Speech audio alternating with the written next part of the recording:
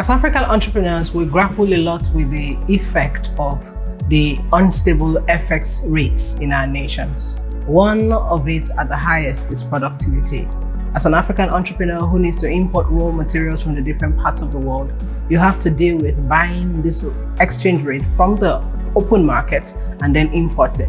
When you bring it down to your production of your finished goods, you realize that the cost of this product and services have skyrocketed.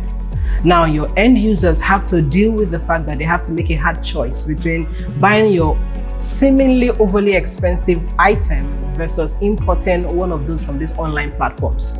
And every time we're clamoring for buy African products by Africans, yet we have to deal with the effect of volatility of the FX rates upon all our businesses.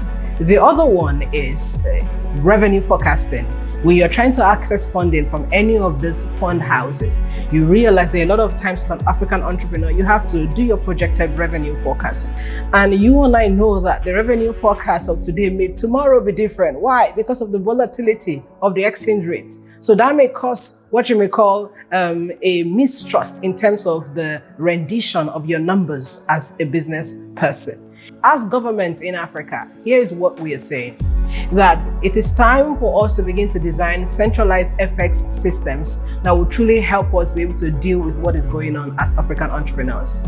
It's time to begin to design stable monetary exchange mechanisms that will do better in terms of how it impacts our businesses. As governments, that it's time for us to begin to create incentives that would promote intra-African trade amongst us as Africans so that it will reduce our dependence on FX as a people. So it's important that when we begin to design policies as touching FX and its volatility, African entrepreneurs must be at the forefront of why these policies are designed so that we can indeed enable our African entrepreneurs do more in terms of productivity and add more value to our GDP. We are asking that it is time for the government to truly begin to pay attention to deeper incentives that will truly help us do better in terms of how we handle our FX within the continent of Africa.